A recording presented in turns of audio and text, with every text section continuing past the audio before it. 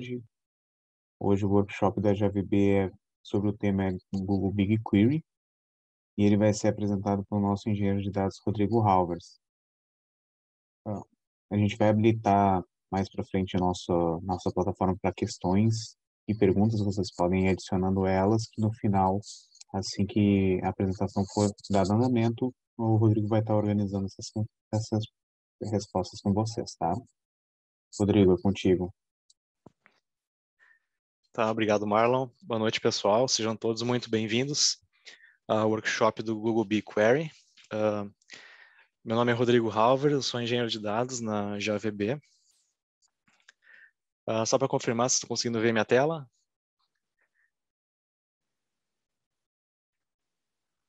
Beleza, então tá, obrigado. Então essa é a nossa agenda para hoje, tá? Ela é um pouquinho extensa, vários tópicos, mas eu vou tentar ser breve para não ficar uma sessão muito longa. Então vou começar falando sobre as principais características do BigQuery, tá? O BigQuery, ele é o banco Data Warehouse da Google, né? Ele é um banco ideal para análise de grandes volumes de dados, tá? Ele é um banco serverless totalmente gerenciado, então a gente não precisa se preocupar em administrar toda essa infraestrutura, né, de um ambiente como esse, como adicionar nós, adicionar storage, CPU, memória, né, nem mesmo os backups, tudo isso é gerenciado pelo Google. Ele é um banco com uma grande performance, tá? Ele permite análise em petabytes de dados e ele possui uma alta escalabilidade e de forma automática. Tá? Eu vou explicar um pouquinho mais sobre isso quando falar sobre arquitetura, vocês vão entender como isso funciona. Tá? Além da alta performance para queries, né, você pode inclusive fazer streaming diretamente para o BigQuery. Né? Você pode usar lá um PubSub, com Dataflow inserindo dados no BigQuery. Ele suporta até 1 milhão de linhas por segundo por tabela, certo? Então, uma quantidade bem razoável. Você pode fazer streaming de dados e analisar seus dados em tempo real pelo BigQuery. A questão do custo dele, tá? Ele é cobrado de duas maneiras, tá? Uma é pelo armazenamento, que é um custo bem similar ao Cloud Storage, um custo bem interessante.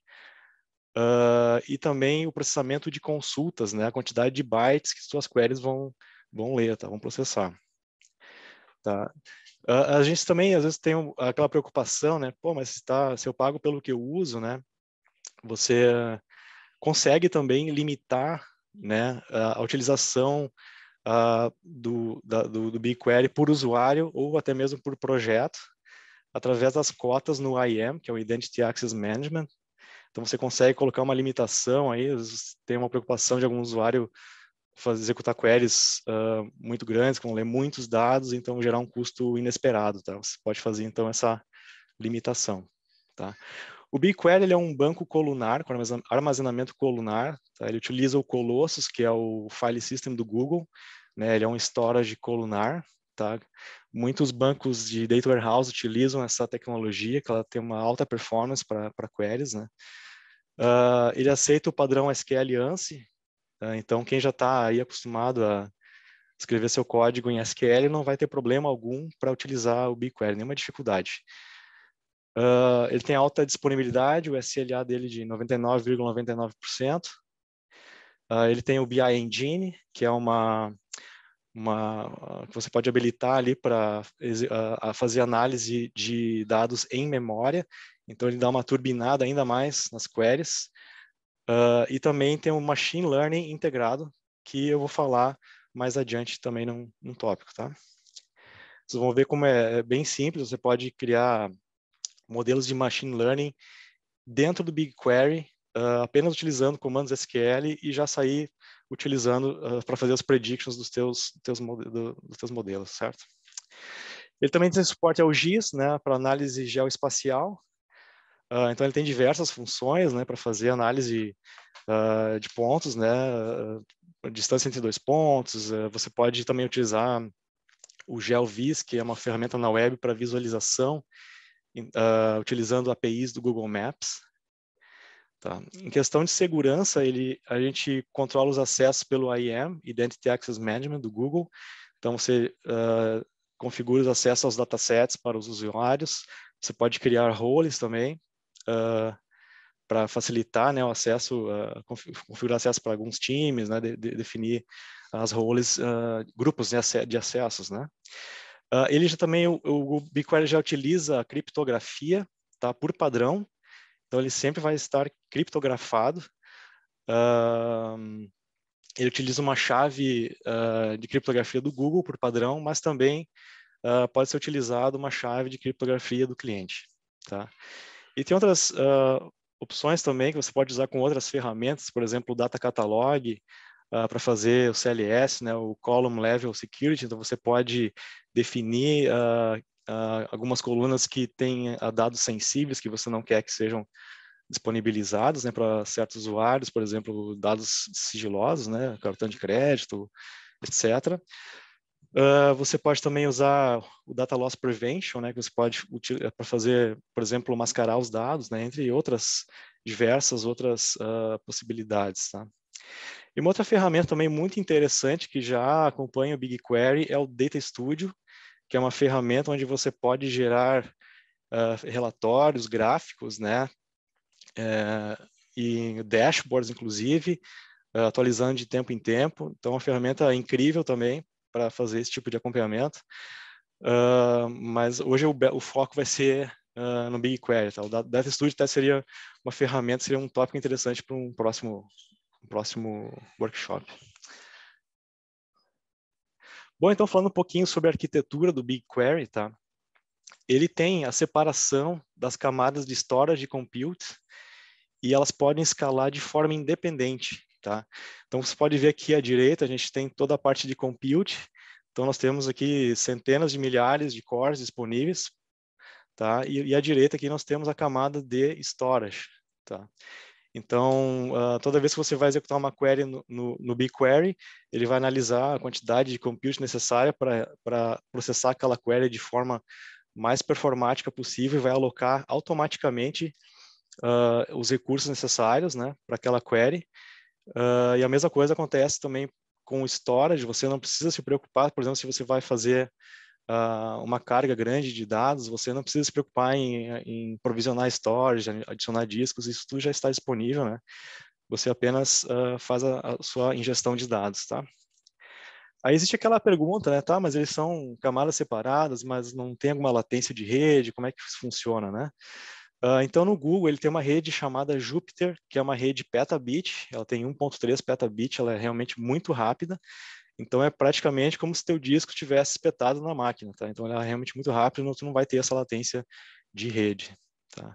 Então aqui só exemplificando, você pode fazer streaming de dados diretamente, ingestão de dados por streaming, né, no BigQuery, ou fazer o batch, cargas em batch também. E as cargas em batch, elas não são cobradas, tá? Esse é um detalhe interessante, ela somente o que você tiver armazenado depois dessa carga que é cobrado, mas a carga em batch em si não tem custo, tá? Então aqui ele tem compliant com vários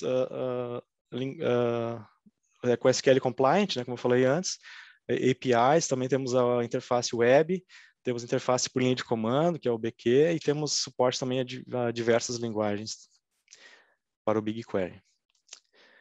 Então aqui só um pouco mais de curiosidade sobre a arquitetura dele, né? Ele utiliza o Borg, que é um sistema de gerenciamento de cluster em larga escala do Google, tá? E ele utiliza o Dremel Query Engine, que ele transforma o teu SQL em uma árvore de execução, tá? Então, aqui na figurinha ao lado, se vocês olharem aqui, temos os nós folhas, né, os leaf nodes, tá? Esses são os nós que são responsáveis por fazer aquela leitura massiva dos dados através lá no Colossus, né, que é o storage, onde os dados estão armazenados, através da rede Jupyter, que é a nossa rede petabit. Após esses dados serem lidos, né, eles vão fazer mais uns cálculos e agregações, ele passa para outra camada, que seriam os mixers, né, que são os nossos galhos aqui da árvore, né, ele termina a fazer as agregações e então retorna o resultado. Tá? Só de curiosidade, para ter uma ideia de como que funciona, né, essa tecnologia, né, que a gente não vê, na verdade, né. Então, aqui falando sobre os datasets, tá? Datasets são Comparando com o Oracle, né, um outro banco relacional, seriam os esquemas, né, os owners dos objetos. Tá? Então, aqui no BigQuery, um dataset sempre vai estar atrelado a um projeto. Tá? Quando você cria um dataset, você escolhe o projeto. E toda a questão de custo, tudo vai ser enviado então para esse projeto que ele tiver associado. Tá? E abaixo do dataset nós temos todos os objetos, né? Tabelas, views, materialized views, os teus modelos de machine learning, todos vão estar abaixo do dataset. Então, aqui à direita a gente tem um exemplo, né, de como se cria um dataset. Eu vou mostrar depois na ferramenta para vocês conhecerem. Temos aqui, né, você informa aqui o nome do dataset, escolhe a localização, né, no caso eu coloquei São Paulo, que é o dataset mais próximo. Né. Aqui você pode definir se as tabelas expiram ou não. Né. Por exemplo, você pode definir que uma tabela expiram após 7 dias, então ele vai automaticamente excluir essas tabelas. Né. Isso aqui pode ser útil, né, se você tem algum sistema que utiliza algumas tabelas temporárias de staging, que você faz algum trabalho e depois você não precisa mais daqueles dados. Então, dessa maneira, você não precisa se preocupar em remover então essas tabelas que estariam utilizando o storage desnecessariamente. Né? Então, você pode definir aqui. E como eu falei antes, tem a questão da criptografia, né? Então ele utiliza uma chave do Google, ou você também pode informar uma chave gerenciada pelo cliente. Tá? Para usar uma chave do cliente, tem que usar o Google Cloud Key Management Service, você tem que configurar então a chave do cliente para ela ficar disponível então aqui para o BigQuery.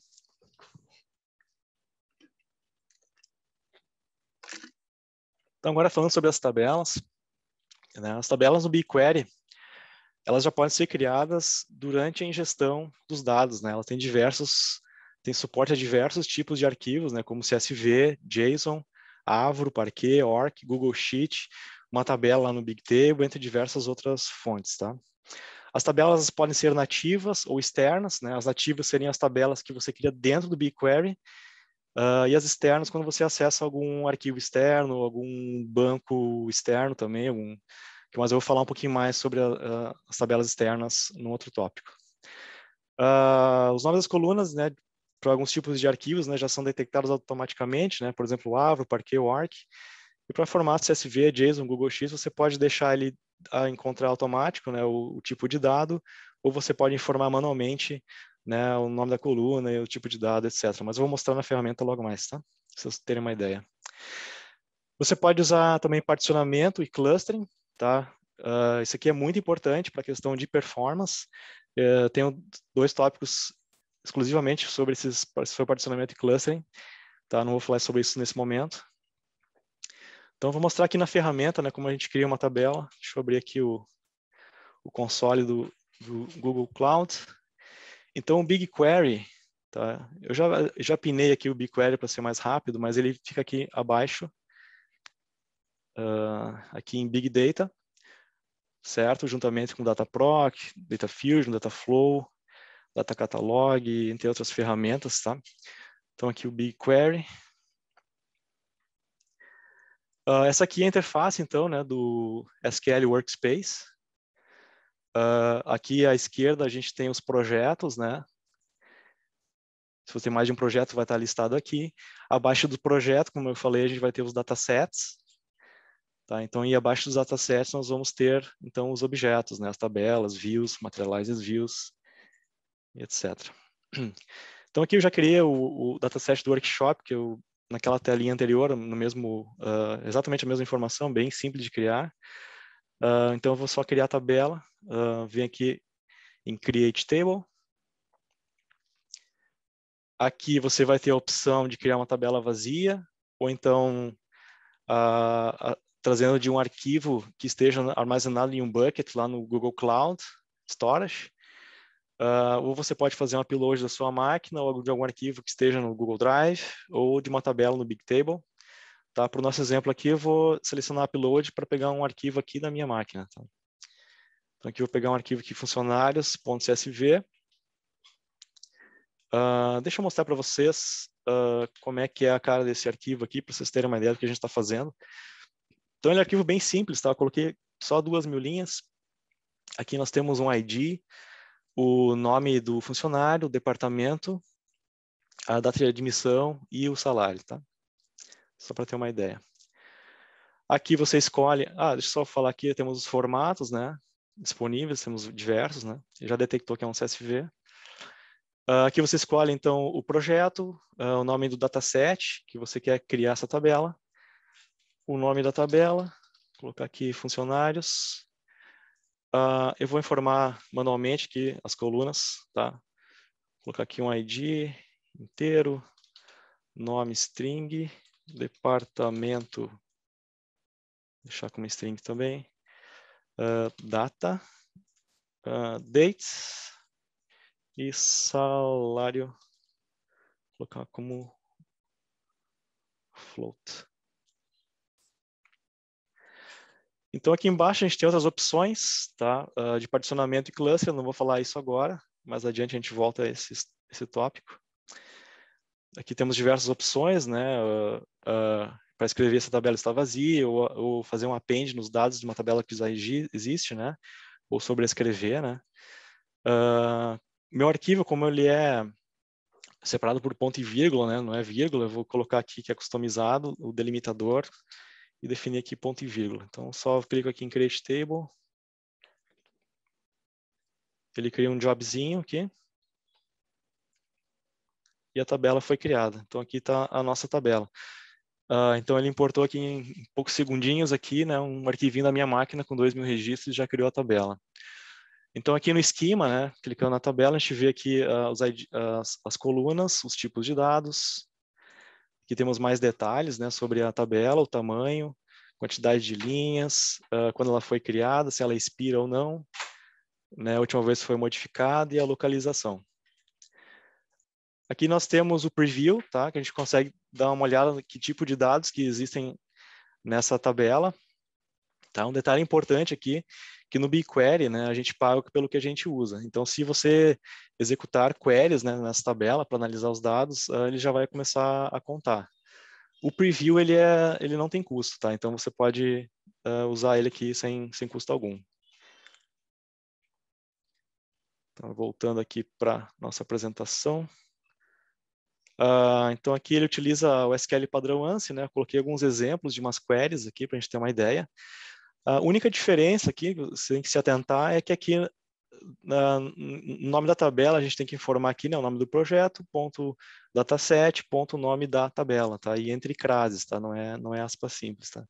Esse é um detalhezinho que tem que se atentar. Deixa eu só copiar aqui um comando aqui para a gente executar lá na interface. Então aqui a gente vem compose new query. A gente cola a query aqui. E um detalhe interessante aqui, que vocês prestarem atenção aqui na direita, ele vai estimar a quantidade de bytes que essa query vai processar. Tá? Então você consegue ter uma ideia de custo. Né? É importante, às vezes, como você está aqui desenvolvendo alguma query, você já consegue ter uma ideia, sem executar ela, já tem uma ideia de quanto ela vai utilizar de bytes. Né? Então vamos aqui rodar a query.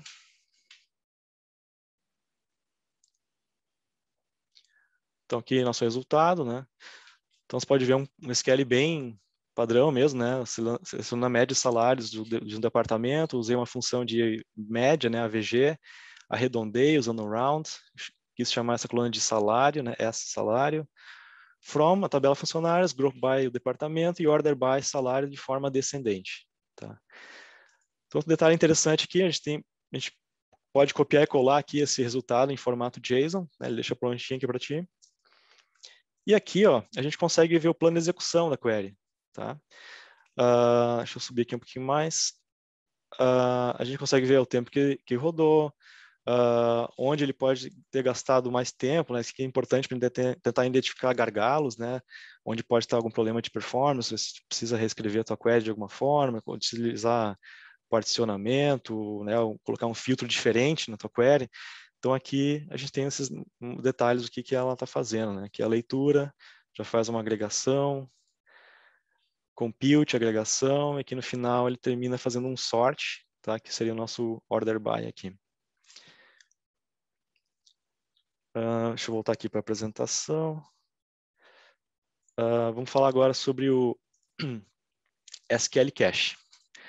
Então, o que é o SQL Cache? Tá? No BigQuery, né, os resultados das queries elas são armazenadas no cache. tá? É como se fossem tabelas, né, armazenadas no cache com o resultado da sua query. Então, o que acontece? A próxima vez que aquela query, exatamente aquela query rodar, ela não vai precisar processar aquela query toda novamente, ela vai acessar o resultado diretamente do cache, tá? E com isso você vai ter um bom ganho de performance, tá? E um detalhe interessante é que quando você acessa o cache, isso não é cobrado, tá? Aqui tem algumas restrições, né, de como quando o cache vai ser utilizado ou não, né? Então a query, né, ela precisa ser uma réplica exata da query original, tá? Não pode ter diferenças.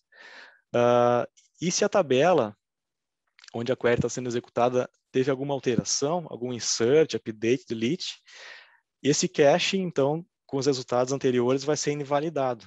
Então, a query vai ser processada novamente e gerar um novo cache, tá? E assim sucessivamente.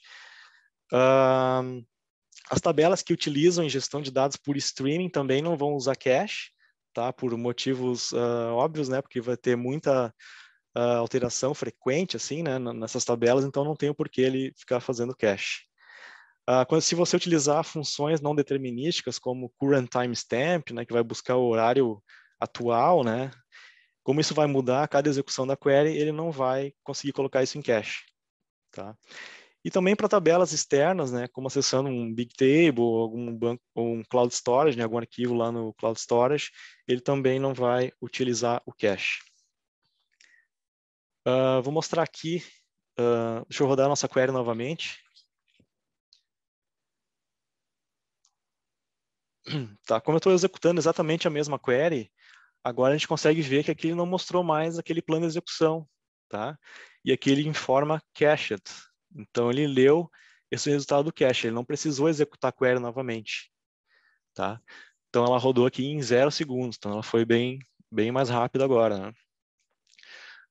Você consegue alterar isso, por exemplo, se você está analisando a performance de uma query, tentando melhorar ela, você pode desabilitar esse cache, né? Aqui em Cache Preference, Use Cache Results e desabilitar, clicar em salvar, e você roda novamente, então ele não vai mais utilizar o cache, né? Até você desejar que ele utilize, né? Você habilitar novamente. Tá, isso é interessante porque você está tentando verificar a performance de uma query, a primeira vez ela demora um pouquinho, e a segunda ela é muito rápida, né? Só que, claro, ela não está sendo executada novamente, ela está acessando o resultado do cache, tá? E se você quer realmente ver na primeira execução que ela vai ser performática, você desabilita aqui, então você pode trabalhar com ela. Deixa eu mostrar mais uma coisa interessante aqui. Você pode também setar uma tabela destino, né, para armazenar então os resultados da sua query, tá? É como se fosse um create table select, né, mas você pode fazer direto aqui na ferramenta, muito simples. Vem aqui, escolhe o dataset que é onde vai criar, average salário, nome da tabela. Vamos dar um save e rodar.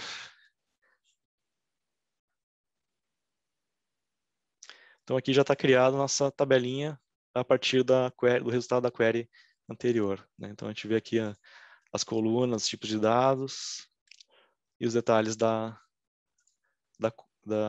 tabela. Certo? Vamos voltar aqui para a nossa apresentação.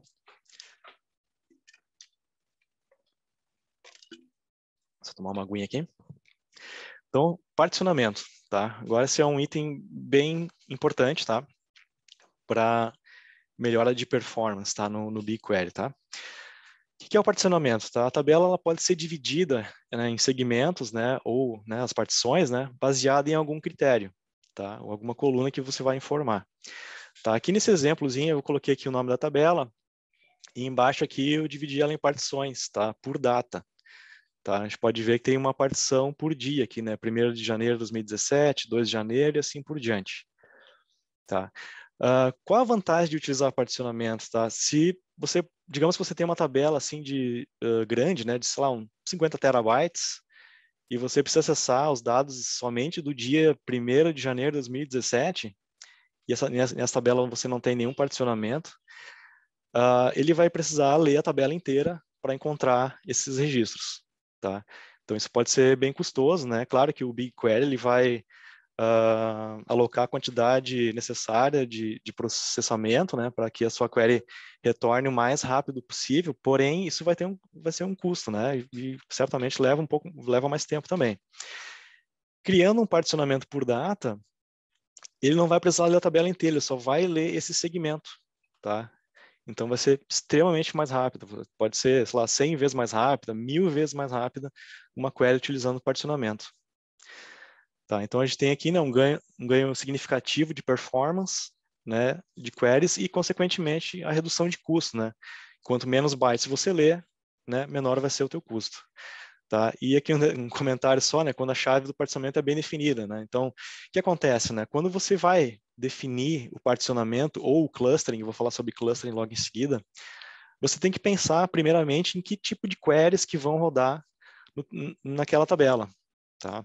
Que tipo de filtros, né, vão ser mais utilizados, por exemplo, filtro de data ou algum ID, né? Então você tem que pensar a partir disso qual seria a melhor estratégia, né, se usar particionamento ou clustering ou até mesmo os dois, mas eu vou falar sobre clustering logo em seguida. Então aqui as tabelas no BigQuery, elas podem ser particionadas por data, né, timestamp, e pode ser por ano, mês ou dia, ou pode ser também por um campo que seja do tipo de dado inteiro, né, integer. Aí seria um particionamento por range, né? Digamos que você sabe que teus IDs, né, teu campo ele vai ter um ID de 1 até 100, e você define ali um intervalo de 10. Então, vai ter uma partição de 1 a 10, outra partição de 11 a 20, 21 a 30 e assim por diante, tá? Outra opção também é que você pode usar o ingestion time, tá? Que é o horário que o dado foi inserido na tabela, tá? Então, essa aqui é uma informação na tabela que ela fica escondida, tá? Então, se você quiser tirar proveito disso depois nas queries, você vai ter que incluir no teu filtro nessas pseudo-colunas aqui, que seria o underline partition date e o underline partition time, né? Então, do where clause, você tem que colocar where underline partition date igual a data que você quer buscar o dado.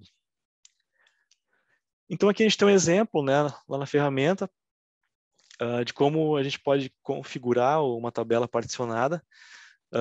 Aqui eu estou utilizando aqui o mesmo arquivinho, aquele funcionário CSV, então as mesmas informações aqui, os mesmos tipos de dados e colunas. Somente aqui embaixo, né, que muda, né, eu vou informar aqui qual coluna que eu quero que seja parte do meu particionamento. Tá? Aqui eu informei a coluna de data. E aqui eu informei que esse particionamento seria por mês, então vou ter uma partição para cada mês. Aqui tem um detalhe interessante, tá? Que é o partitioning filter, require partition filter, tá? Aqui você pode obrigar o usuário a incluir a coluna do teu particionamento na cláusula where. Se ele tentar ler a tabela inteira, vai dar um erro para ele que ele precisa incluir essa coluna. Tá? Então isso aqui é interessante, às vezes você tem, obviamente, no Data Warehouse vai ter um grande volume de dados, né? Então para evitar que o usuário esqueça de informar um filtro, né, pela teu particionamento, aqui você pode obrigar ele inserindo aqui, né, como falei, né, o BigQuery você paga pelo que você usa, então se você ficar fazendo acesso full em tabelas muito grandes, isso vai ser cobrado, né. Então, logo após que a tabela é criada, a gente consegue ver os detalhes dela, vai constar aqui, né, table type partitioned by month, né, ou por mês, partitioned on field, aqui o campo que eu escolhi para particionamento, e se o partition filter é require or not, que a gente tem assim, né, que a gente formou aqui, né. Aqui, então, né, um exemplo de um resultado, né, de um plano de execução de uma tabela sem particionamento e com particionamento, tá? Eu estou utilizando aqui exatamente a mesma query, né, só muda o nome da tabela e os mesmos dados, aqueles 2.000 registros que a gente inseriu anteriormente, tá? Aqui, filtrando, então, where data igual a 14 de fevereiro de 2007. Então, aqui a gente pode ver que ele levou 1 segundo para rodar essa query, ele leu 2.000 registros, tá? E ele retornou 55. Já utilizando o particionamento pela coluna de data, ele rodou em 0,3 segundos, e aqui ele já mostra uma diferente, né? Ele leu somente 198 registros. o que é a quantidade de registros que nós temos na partição de fevereiro de 2007. Então, ele não precisou ler a tabela inteira, ele leu somente aquela partição. Ok? Então, agora falar sobre clustering. Tá? O clustering organiza os dados automaticamente em blocos de armazenamento baseado nos valores das colunas definidas para o cluster. Tá? O que acontece? Tá? O cluster ele vai tentar agrupar, né, esses valores que ele define internamente, né, através de um algoritmo de hash, né, isso é invisível para nós, tá? Mas ele vai tentar armazenar em grupos, agrupar esses dados, né, para ter uma melhor performance quando você for utilizar uma dessas colunas no teu where clause, no teu filtro, tá?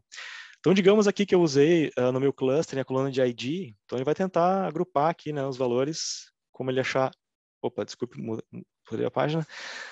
Como ele achar melhor, né? Então, quando for fazer uma query na coluna de ID, o where ID igual a 1, por exemplo, ele só vai precisar ler esse segmento aqui, esse bloco de armazenamento. Ele não vai precisar fazer um acesso full na tabela, tá? Ele é diferente do particionamento e ele também não é um índice, tá? Né? O BigQuery, ele não tem índices, tá? Então, a gente tem que trabalhar com particionamento e clustering, certo? Mas você pode pensar, né, um clustering, né, quase como se fosse com um índice, né? Ele vai saber onde o dado está e vai buscar diretamente, tá? Digamos se eu tivesse colocado aqui um outro exemplo, a coluna de departamento, né? Então, digamos todos os funcionários do RH estariam nos mesmos blocos de armazenamento, os de financeiro em outro, então assim por diante. Então, ele não precisaria ler a tabela inteira, ele iria direto no dado, né? Onde está armazenado para trazer o resultado. Então, quando utilizar o clustering, né? Quando as suas consultas geralmente usam filtros ou agregação em várias colunas específicas, né? Então, aqui no caso, você vai pensar, como eu falei antes, quando você vai definir o particionamento ou clustering de uma tabela, você pensa como que tipo de queries que vão rodar, né? Quais são os filtros que serão mais utilizados. Então, aqui você define as colunas, tá? Que vão fazer parte do clustering. E você pode utilizar até 4 colunas, tá? E um detalhe importante que a ordem que você informar dessas colunas determina, né, a ordem da classificação dos dados lá no cluster, né? Se você botar ID primeiro e depois o departamento, é uma coisa. Botar departamento primeiro e ID depois é outra coisa. Ver o que é mais restritivo, né? E você definir, então, qual que seria a melhor estratégia para as suas queries. Tá? E você usa clustering também, né, quando você tem uma necessidade de maior granularidade do que o particionamento permite. Né? Como eu falei anteriormente, o particionamento tem somente campos de data ou inteiro, né? Ou ingestion time. Então, aqui no clustering você já tem mais variedade. Você pode usar colunas de string, float, né? Já você consegue fazer essa mistura aí, né? A questão do cluster, né? Como é que, com o tempo, né, os dados vão sendo inseridos, como é que isso depois não fica, digamos, fragmentado, isso, como é que funciona, né? O BigQuery ele tem um reclustering automático, tá? Que ele roda em background, então isso é online, não tem nenhum impacto para o sistema. Então ele reorganiza de tempo em tempo, ele vai reorganizando esses dados, né, para ficarem armazenados no cluster de forma mais inteligente, tá? E um detalhe interessante aqui, você pode utilizar o clustering em tabelas particionadas, tá? Então você pode fazer uma combinação de partitioning e clustering. Então você pode ter as duas opções quando você cria uma tabela. Aqui então um exemplo, né, de criar uma tabela com cluster. Então estou utilizando aqui o mesmo exemplo. Vou direto aqui para baixo, tá? Aqui que muda, tá? A gente vai só definir as colunas que vão fazer parte do clustering. Né? Nesse exemplo aqui eu coloquei a coluna de departamento, tá? Então create table. E aqui você vai ver nos detalhes, então, que ela é cluster by e as colunas que você informou. Agora vamos falar sobre nested and repeated columns. Tá? O que acontece, né? No BigQuery, você pode fazer joins entre tabelas, você utiliza o seu SQL padrão ANSI, né? Pode tratar até como se fossem queries em bancos relacionais, né? Mas, né, existe uma recomendação, né, por questões de melhoria de performance, de usar denormalização. tá? Claro que você pode utilizar os joins, não tem problema, tá? O BigQuery vai fazer os joins exatamente como você escrever na query, mas você imagina, né, quando você tem um data warehouse, né, você vai ter grandes volumes de dados. Então, pode ser muito custoso fazer joins entre tabelas grandes, né? Então, às vezes você tem que fazer uma query mais complexa, de 4, 5, 10 tabelas fazendo join, então isso pode ser um tanto custoso, né? O BigQuery vai tentar atender o mais rápido possível, utilizando a quantidade de processamento necessário para atender de forma mais rápida, né? Mas você pode ter uma vantagem, né? Utilizando a denormalização.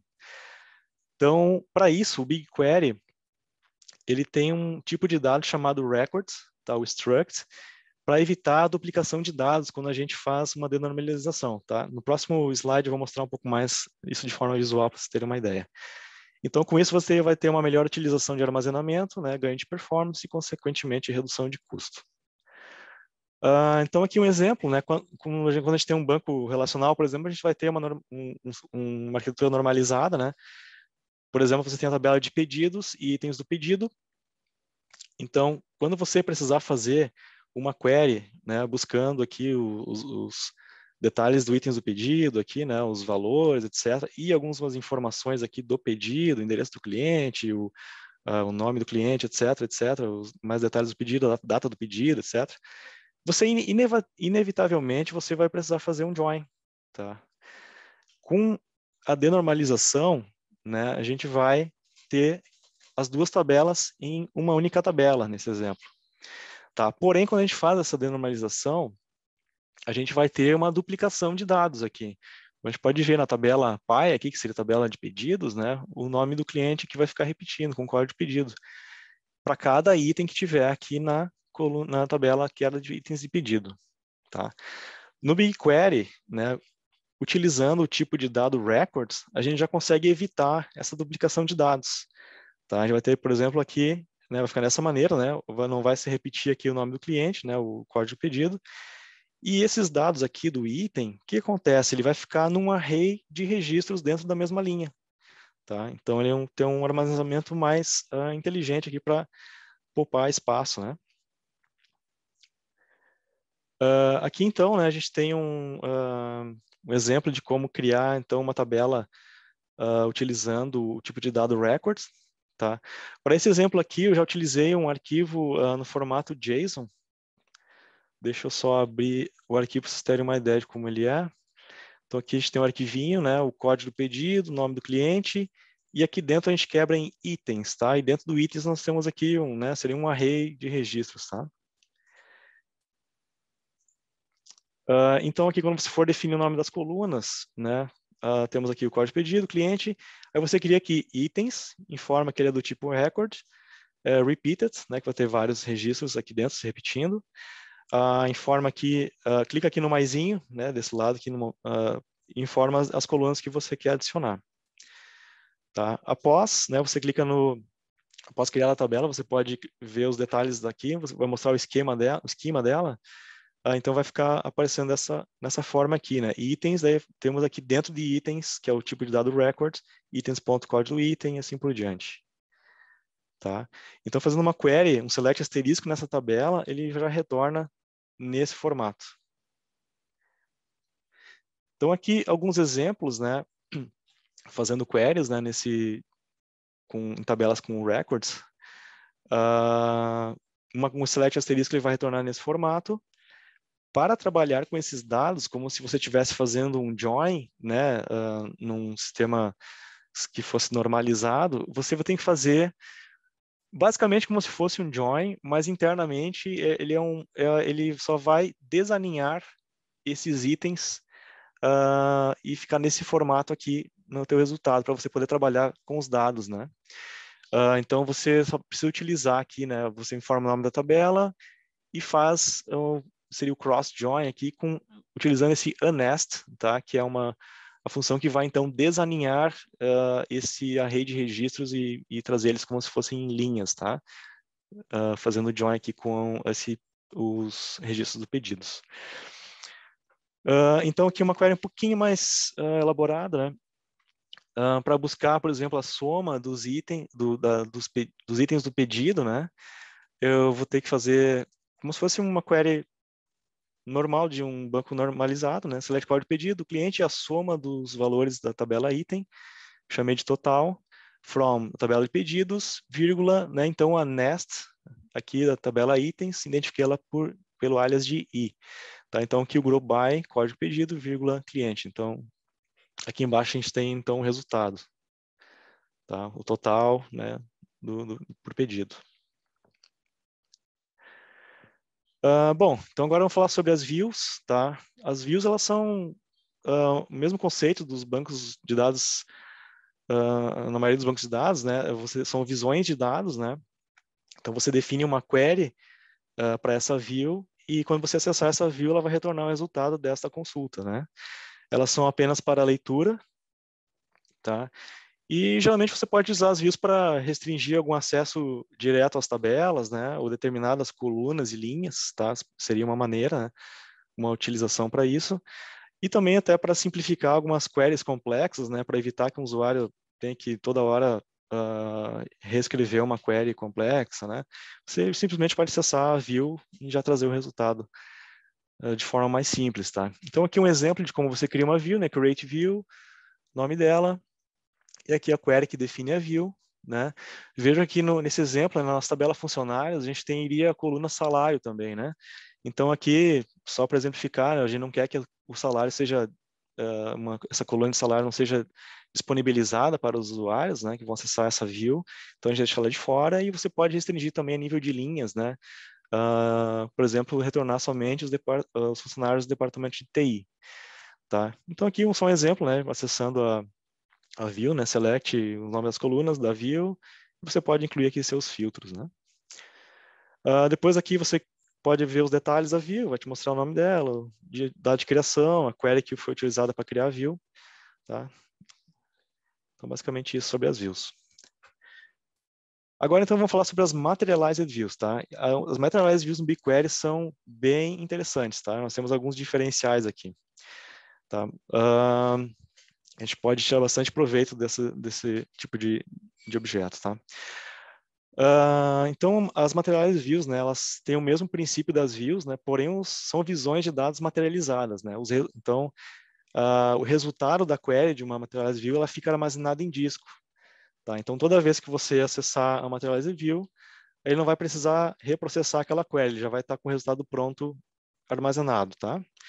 Então, por isso que geralmente, né, a gente diz, né, que constata, né, que as queries, né, em materialized view são mais rápidas do que em views, né, porque ele não tem esse custo de toda vez que você acessar, reprocessar a query que está no objeto ali, né. Elas são ideais, né, para queries que utilizam função de agregação, como soma, média, count, né, vou fazer um group by, né. E aqui um detalhe realmente muito interessante do BigQuery, tá? As materialized views retornam dados atualizados mesmo quando a tabela base é alterada, tá? Então, o que acontece? Nos demais, em muitos bancos aí tradicionais, né, quando você tem um mecanismo, né, de fazer refresh essa view de tempos em tempos, né? Então, aqui, no BigQuery, ele já traz... desculpe, voltando... Então, você pode ter uma defasagem de dados, né, que já foram inseridos na tabela base, e só vai ser atualizado quando rodar um refresh novamente, né? Já no BigQuery isso não acontece, os dados vão estar atualizados. Daí como isso funciona, né? Então, os dados que estão na materialized view, né, eles são combinados com as alterações delta, né? Então, as alterações que são feitas na tabela base, né, eles chamam aqui de alterações delta, e quando você fazer uma query nessa view, ele vai já unificar, vai combinar, né, o que já existe na materialized view com essas alterações delta, e então retornar o resultado atualizado, tá? As materialized views elas podem ser atualizadas de forma automática ou manual, tá? Aqui mesmo aqui no BigQuery, né, ele também tem esse mecanismo de fazer o refresh, tá? Só que aqui o refresh ele acontece, né, apenas para então incluir então definitivamente, né, as alterações delta na materialized view, né, e assim as demais iterações, que demais registros forem sendo inseridos, quando roda em refresh, ele já combina aqui com a Materialized View. Tá? E o detalhe bem interessante, você pode usar partitioning e clustering para as Materialized Views. Tá? Então, você pode tirar um bom ganho de performance aqui ainda para criar vários filtros, né? Então, com partitioning e clustering, tá? Para ter um bom ganho de performance também nas views, Materialized Views. Então, aqui a gente tem um exemplo, né, de como se cria uma Materialized View, né? Create Materialized View, o nome dela, as, a query que você quer definir para a view. Então, depois para acessar, select a query em cima da Materialized View. Você pode alterar alguns parâmetros também, né? Alter Materialized View, o nome dela, Set Options. Você pode habilitar ou desabilitar, então, esse refresh. E alterar também o intervalo de refresh, né? O padrão dele aqui é 30 minutos. Você pode também chamar esse refresh de forma manual, né? Então, call refresh Materialized View, né? Utilizando o BQ, que eu vou falar um pouco mais adiante, que é a interface linha de comando aqui do... não, desculpe, nesse caso não é o BQ, eu vou falar mais adiante sobre o BQ, desculpem. Então, aqui, depois a gente consegue ver os detalhes da Materialized View, tá? O ID, o tamanho, quantidade de linhas, etc., e a query que forma ela. Um outro detalhe bem interessante aqui no Materialized View, que eu acho que é um ponto bem positivo aqui para o BigQuery, é o Smart Stunning, tá? O que ele é, tá? O BigQuery, ele vai verificar se uma query pode ser atendida por uma Materialized View ao invés de uma tabela, tá? Então, se uma Materialized View atende, ele vai redirecionar essa query para a Materialized View para melhor performance, porque o resultado já está pronto e computado bonitinho lá no seu Materialized View, então ele não vai precisar reprocessar toda aquela query, tá? Então aqui um exemplo, né? Então a gente tem aqui uma Materialized View fazendo um select pela quantidade e a quantidade de funcionários por departamento, tá? Então aqui o usuário foi fazer uma query parecida, né? Select departamento, quantidade, um count, né? From a tabela funcionários, tá? Ele não está acessando a Materialized View nesse momento. E incluiu aqui o seu filtro, né? Where departamento igual a TI, tá? Group by departamento. Se a gente for olhar aqui o plano de execução, ele não leu a tabela funcionários, ele foi lá para Materialized View buscar aquele registro, tá? E como eu falei, né, a Materialized View ela já vai estar sempre com o resultado atualizado, então você pode, não precisa se preocupar com esse detalhe, tá? E isso aqui você vai ter um bom ganho de performance, né? Porque não vai precisar reprocessar toda aquela query, simplesmente já traz o resultado pronto lá da Materialized View. Então agora falar sobre fontes de dados externas, né? Queries federadas, né? Então você pode acessar dados externos, né? Que não estão armazenados no BigQuery, tá? Ele é compatível com consultas de dados diretamente do Bigtable, do Cloud SQL, onde a gente tem Postgres, MySQL, SQL Server, algum arquivo lá no Cloud Storage ou no Google Drive, tá? Então aqui embaixo a gente tem um exemplo de fazer uma query federada para um banco de dados lá no Cloud SQL, tá? Então aqui uma query, select, né, as colunas, from, aí você especifica external, underline query, aqui você coloca o teu connection ID e logo em seguida a query que você quer que seja executada nesse banco externo, tá? Se você já não tem o Connection ID, né, você vai ter que criar aqui, né, vai lá em Add Data, External Data Source e informa ali os detalhes da tua conexão para esse banco externo. Você pode também ler de arquivos externos, né, armazenados tipo no Cloud Storage, no Google Drive, em formatos Avro, CSV, JSON, ORC e Parquet. Então aqui um exemplo, né, de como criar uma tabela externa, tá? De um arquivo, né, o mesmo arquivo funcionário CSV, só que dessa vez ele está lá no Cloud Storage, tá? Então, aqui informei o dataset, e aqui um detalhe, né, que você vai alterar para external table. Se você deixar o padrão aqui, que seria nativo, né, ele vai então importar esses dados para dentro do BigQuery e criar uma tabela interna ao BigQuery. Mas como essa ideia é trazer os dados de uma tabela, de um arquivo externo, né, você informa external table. Então, qualquer alteração que acontecer aqui nesse arquivo, ele vai já refletir aqui no BigQuery quando você acessar essa tabela. Então aqui um exemplo, né, acessando essa tabela externa, né, select as colunas, from, tabela externa, where data igual uma data que você quer. Você pode usar SQL normal, como se esse arquivo, né, como se fosse uma tabela interna do BigQuery, tá, para explorar esses dados. Agora falar um pouquinho sobre o BQ Command Line, BQ Command Line. Tá? Ele é uma ferramenta, né, de linha de comando do BigQuery. Tá? Então você pode executar diversos comandos aqui, né, pelo Cloud Shell, por exemplo, no terminal, né? Até mesmo pelo SDK na sua máquina. Então, às vezes você pode até incorporar uma chamada, né, para se você tem algum script, algum processamento que você quer executar aqui, você só chama lá pelo esse BQ, né, e executa os comandos que você deseja no seu procedimento, no seu script, né. Então tem diversas operações, né, você pode fazer né, o BQLS para listar objetos, BQMK para criar tabelas, views, BQload para carregar dados, né, para as tabelas, CP para fazer cópias, né, tabelas, etc. Você pode RM para dropar, né, tabelas, views, o show para exibir detalhes de uma tabela, BQ Query, você executa queries, né, pela linha de comando. Cancel, se você quiser cancelar um job, uma query que esteja rodando, né. BQ Help, que vai te mostrar aqui mais todas as opções aqui que você tem, né, de comandos no BQ. Então aqui do lado só exemplificando, né, se eu rodar aqui um BQLS, vai mostrar os datasets que eu tenho no projeto. Eu estou dando LS agora no dataset, ele vai mostrar quais são as tabelas que eu tenho criadas. Aqui eu já vou BQ show dataset.nome da tabela, vai mostrar o esquema da tabela, os detalhes, colunas, quantidade de linhas, o tamanho dela. E aqui o BQ query, então a gente consegue fazer um select, executar uma query, né, pelo BQ. Então agora eu vou falar sobre o Time Travel Query. O Time Travel Query é a nossa máquina do tempo aqui no BigQuery, tá? A gente consegue fazer queries no passado, tá? Em até 7 dias no passado, tá? Existe uma possibilidade de você aumentar estender, né, esses 7 dias para uma quantidade maior, mas aí ele tem um custo adicional, né? O padrão já é 7 dias, tá? Sem nenhum custo adicional por isso. Aqui ele é ideal, né, para, por exemplo, recuperar dados que foram alterados, né, ou removidos acidentalmente, tá?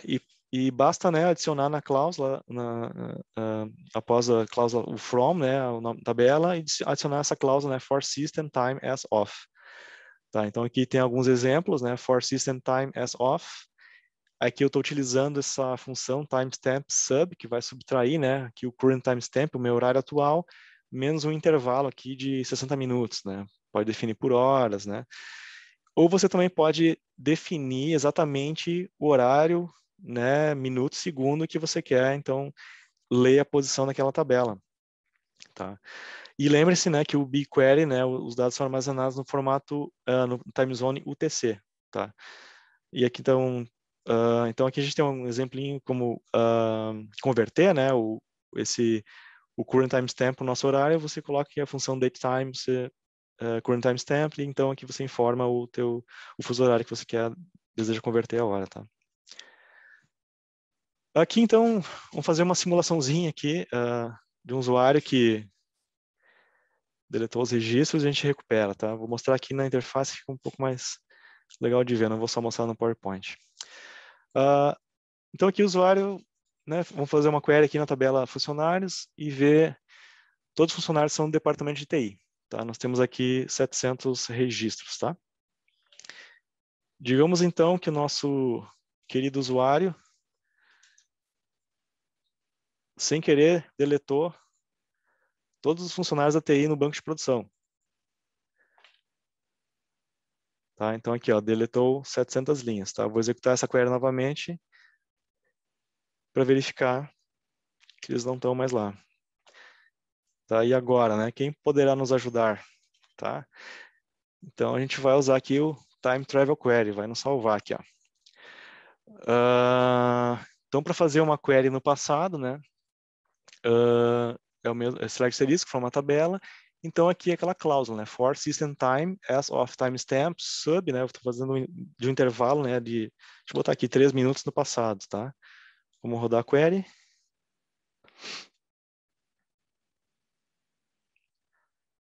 Então, acessando esse snapshot aqui, né? De 3 minutos atrás, os dados estão lá. Então, vamos... Para inserir de volta esses registros, né? Uma alternativa seria, nesse caso, né? Inserir na tabela funcionários. Então, select asterisco, né? Usando da nossa query, utilizando o system time as of de alguns minutos atrás. Vou botar 4 minutos agora aqui. Tá, vamos rodar.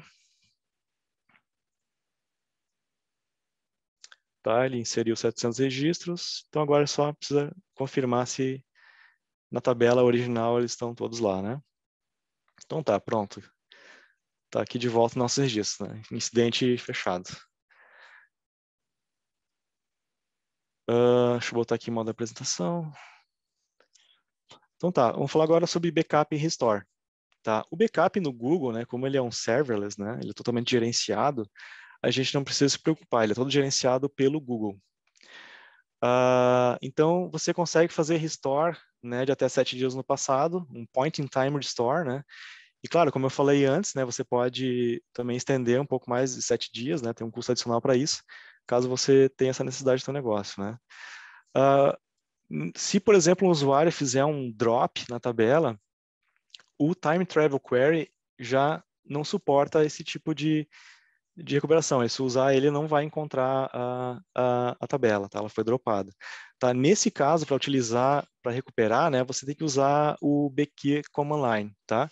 Utilizando a opção CP para fazer uma cópia, tá? Nesse sentido, né, esse aqui é a sintaxe, né? BQ CP, né, a cópia da tabela funcionários, arroba o horário que você quer voltar, tá? O horário aqui ele é em milissegundos, então a gente só tem que fazer uma conversão aqui da data que a gente quer que retorne, né?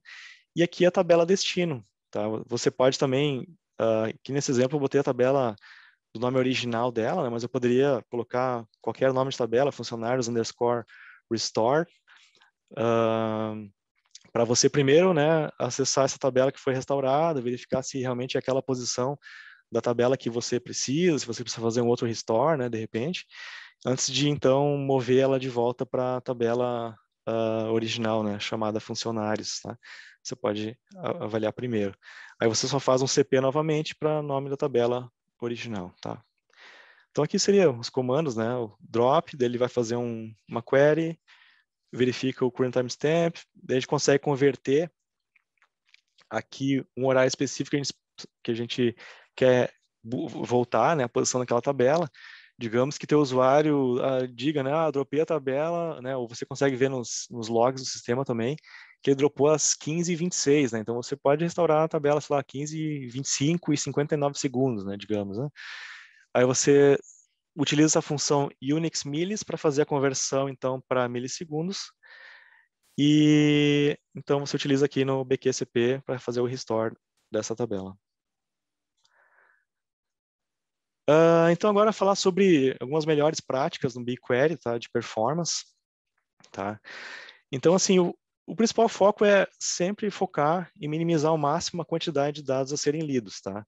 E isso não vale somente para o BigQuery, outros bancos também, né?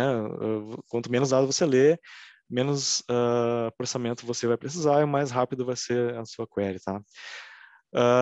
Então, com isso, né, você vai ter um ganho de performance e no BigQuery, como você utiliza, você paga pelo que você usa, né, você já tem uma redução de custo também. Você ganha em dois lados, performance e custo, né? Então, é bem importante prestar atenção nisso, né? Então, aqui, também evitar, né, select asterisco, tá? E sempre informar somente as colunas que você precisa realmente acessar, tá? Porque o BigQuery ele é um banco de dados com armazenamento de forma colunar, tá? Então, por exemplo, se você tem uma tabela de 100 colunas, você precisa, sei lá, 15, 20 colunas somente, vale muito a pena você informar somente as colunas que você precisa, porque ele vai ler muito menos dados dessa maneira, tá? E não é como um banco que é armazenado de forma de linha, né? Onde ele vai ler a linha inteira, aqui ele vai ler somente as colunas. Então, aqui você diminui a quantidade de bytes a serem lidos. tá? Outro detalhe também, né? Tentar evitar as tabelas externas, né? Porque as tabelas externas elas não vão utilizar cache, né? Você também não vai ter particionamento, clustering, né? Não vai ter algumas outras funcionalidades que o BigQuery tem para suas tabelas nativas, né? Para ter uma melhor performance, tá? Claro que é comum, né, você utilizar, né, ou pelo menos de repente você pode fazer uma carga dessas tabelas externas para uma tabela interna no BigQuery, né, se é uma tabela grande, às vezes vale a pena para você ter um ganho de performance, né, para ser uma tabela nativa. Mas também o bom é evitar, tá? Avaliar as queries, né, para utilizar particionamento e ou clustering, né, sempre que é aplicável, né? Sempre, como eu falei antes, né, sempre pensar que tipo de queries que vão rodar, né, pensar em que filtros serão mais utilizados, quais colunas, né, e tentar verificar qual a melhor estratégia, né, para definir o particionamento e ou clustering na sua tabela, tá? Outra questão aqui, falei também da denormalização, né, você pode, obviamente, fazer os joins, mas se você quer ter uma performance ainda melhor, você pode usar denormalização, né, para evitar joins de tabelas muito grandes, né, especialmente no Data Warehouse, e utilizar esse tipo de dado record, tá? Que ele vai então ter um armazenamento desses dados, né, de uma forma mais inteligente, né, evitando duplicação de dados, né. Uma outra também é utilizar, avaliar sempre, né, o plano de execução das queries, né, como eu mostrei antes, você consegue ver, né, o plano de execução ali, tentar identificar gargalos, né, verificar se existe alguma melhoria que pode ser feita, às vezes na sua query pode adicionar mais algum filtro, ou você de repente se dá conta que essa tabela podia ser particionada, utilizar um clustering para ficar um pouco mais rápida, né, então essa é uma dica também. Então, o cache, né, é bom que ele seja utilizado, né, então as queries, se você, o seu sistema tem queries que são executadas diversas vezes, né,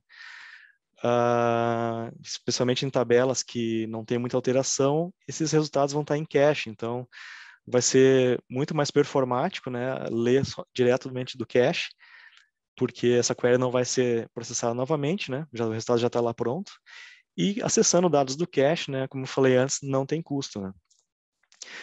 Utilizar materialized views, né, dependendo da sua necessidade, né, se eles podem ser utilizados, né, para a tua solução, né, como eu falei, são ideais para queries com função de agregação, né, elas reduzem bastante, né, tempo de processamento com queries, né, porque os resultados já estão lá prontos, né, e atualizados, né, isso que é bem interessante essas materialized views, e também a questão de redução de custo, né, mais uma vez, né.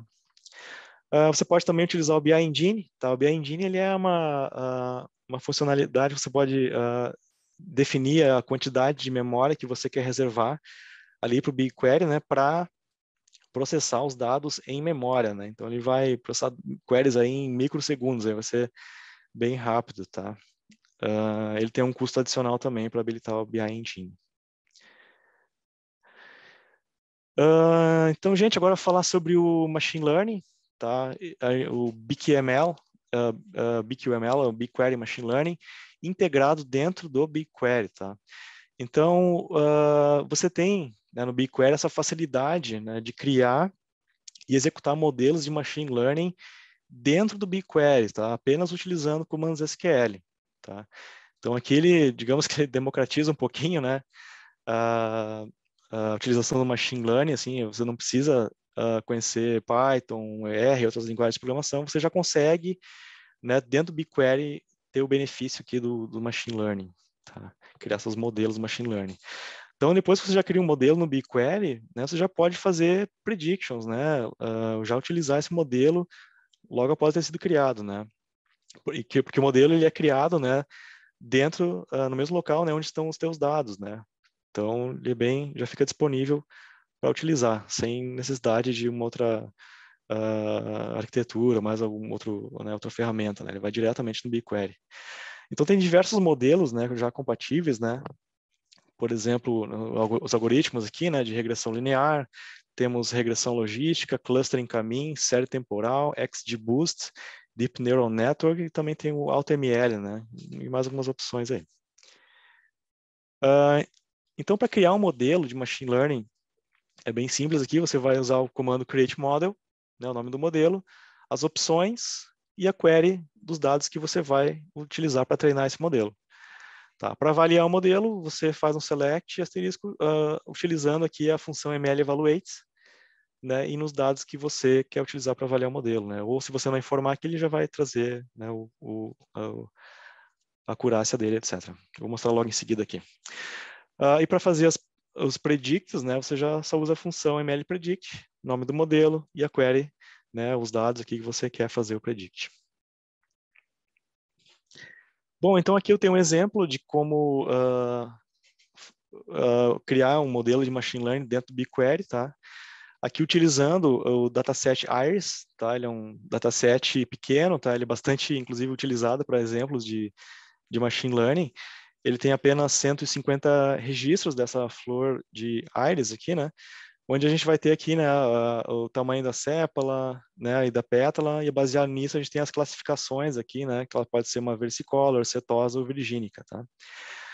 Então, primeiramente, né, só para exemplificar, a gente vai avaliar, então, esses dados, né, então, aqui eu estou usando o dataset do Iris. Uma coisa que eu esqueci de mencionar, aqui o BigQuery, ele possui diversos datasets públicos, tá, que você pode utilizar para, sei lá, brincar aqui, fazer alguns exemplos, né, com esses datasets públicos, tá? Tem até desde, sei lá, aluguel de bicicleta lá em Londres, como corridas de táxi em Nova York. Então, tem diversos tipos de datasets disponíveis lá para você utilizar. Então, fazendo aqui a criação do modelo, tá? Você vai fazer um create model, o nome do modelo. As opções aqui, eu coloquei uma regressão logística, porque é uma classificação. Vamos ver como é que fica esse resultado, né?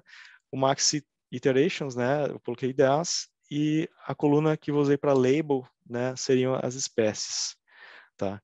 Então, fazendo então essa select aqui em cima dos meus dados do dataset Iris, tá?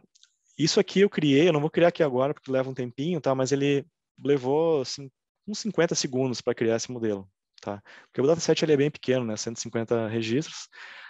Mas se você tiver obviamente um dataset grande, ele obviamente vai levar um pouco mais tempo, tá? Mas como eu falei antes, né, o BigQuery ele vai alocar a quantidade necessária de workers, né, para executar em paralelo, para deixar isso o mais performático possível, tá? Então aqui para avaliar o modelo, eu utilizei aqui a função ml-evaluate, né? Então aqui ele retornou, né, a precisão aqui de 94% aproximadamente, então ficou muito bom.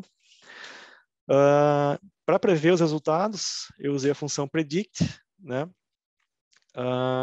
Nome do modelo e aqui a query que eu quero que faça o predict dos dados. Nesse caso aqui eu botei somente um registro, né, para a gente poder visualizar aqui. Então ele mostrou, né, que para esse tamanho aqui da sépala e da pétala, ele estimou, né, então que ele tem 84% de chance de ser da espécie versicolor, 13% de chance de ser da setosa e quase 3% aqui para ser virgínica. Tá? Você pode também rodar aqui, em vez de acessar um dataset, você pode também informar aqui os valores na mão, aqui, no caso, quiser ficar analisando como ele retorna, né? Inclusive, vamos testar aqui, então, eu vou mostrar para vocês esse exemplo aqui. A gente pode brincar aqui com ele. Vamos ver Compose New Query. Deixa só para... eu já tenho esse modelo aqui criado, né? Então, aqui eu vou rodar o Predict. Aqui ele já me traz o resultado, tá?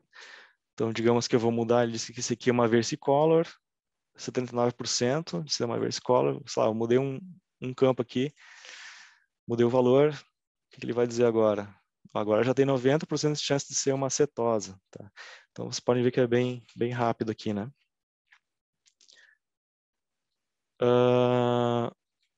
Então, vou mostrar outros detalhes aqui, né? Que eu tenho o dataset Workshop ML que eu criei antes, tá? Aqui temos o nosso modelo de Machine Learning. A gente consegue ver aqui, né, o tipo de modelo que ele é uma regressão logística. Temos aqui outros detalhes, né? Que mostra outras informações do treinamento, né? O loss, né? A duração de cada iteração. a curva de aprendizado. Aqui tem um evaluation, né, que consegue ver, então, a precisão, 94%, né, a acurácia, etc. Aqui ele também mostra já a Confusion Matrix, né, consegue ver aqui.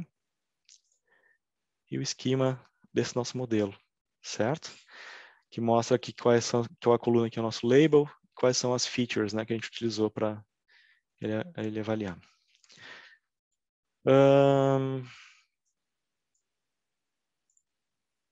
Então, gente, do BigQuery era isso, né?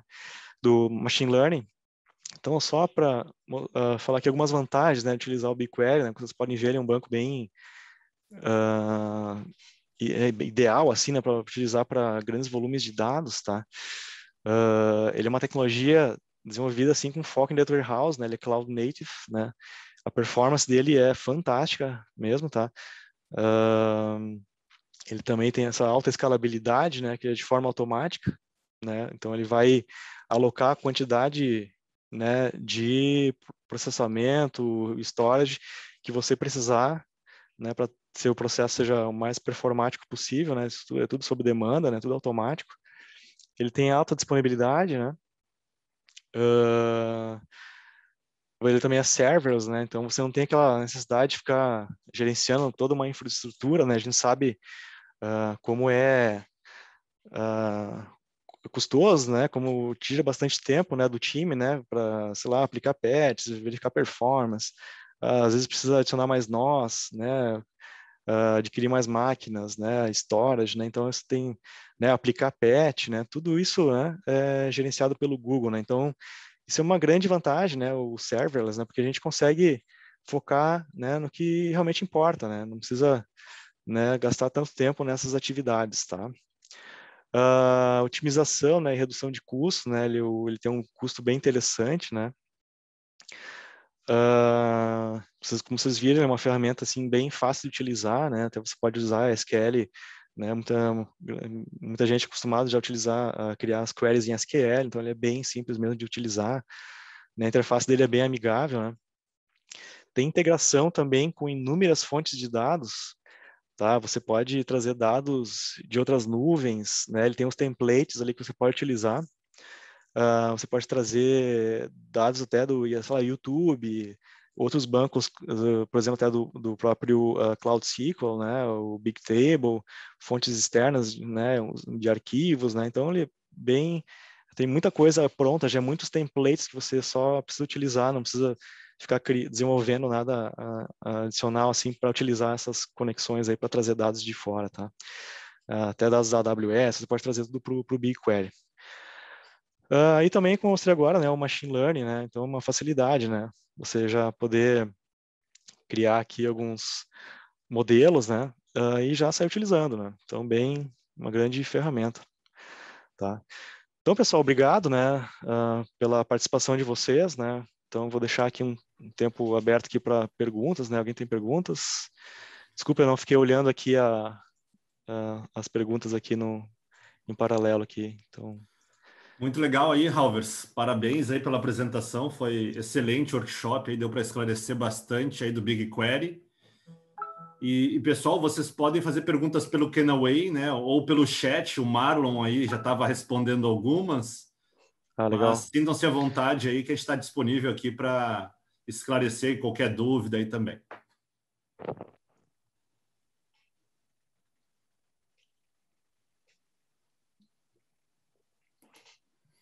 Então, enquanto não tem nenhuma pergunta, né? Lembrando que nas próximas semanas a gente vai estar anunciando outros workshops.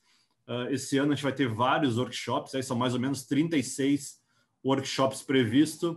E para as próximas semanas a gente vai ter Looker, vai ter Airflow, Kubeflow. Então vem muita coisa legal aí, não só da Google, mas também de outros players aí, para agregar o conhecimento de vocês aí.